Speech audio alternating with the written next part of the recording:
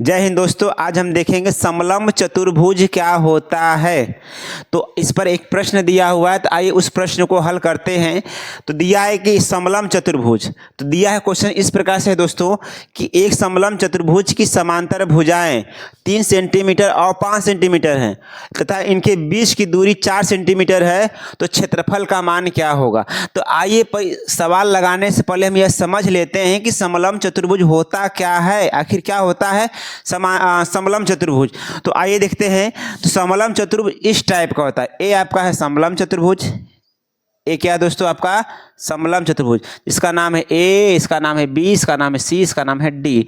अगर मान लेते हैं यहाँ से लेके यहाँ तक का दूरी x है और यहाँ से लेके यहाँ तक का दूरी क्या है आपका y है, और इनके बीच की जो ऊंचाई है या दूरी बोलिए या तो h है। तो समलंब चतुर्भुज क्या होता है, समलंब चतुर्भुज एक ऐसा चतुर्भुज होता है जिसका एक युग्म आपस में क्या होता है समांतर होता है। देखिएगा, इसका एक युग्म, युग्म का मतलब होता है जोड़ा। तो इनकी यह भुजा और यह भुजा आपस में क्या है समानांतर है।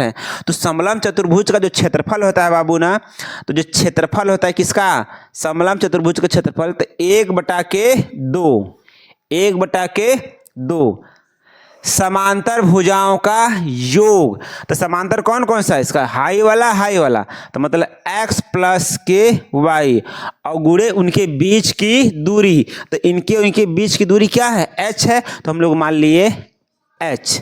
तो ये फार्मूला बन गया कि समांतर भुजाओं का योग मतलब ए बी प्लस के डी सी, जिसको हम x और y माने हैं। तो इन दोनों को जोड़ देंगे और जोड़ने के बाद इन दोनों के बीच की दूरी, जितना दूरी दिया रहेगा उसमें h का गुणा कर देंगे, बात तो सब ये आपका आंसर हो जाएगा। तो आइए देखते हैं एक समलंब चतुर्भुज जिसकी समांतर भुजाएं 3 सेंटीमीटर और 5 सेंटीमीटर है। तो आइए एक समलंब चतुर्भुज बनाते हैं। पहले बनाएंगे ये और ये, देखिएगा।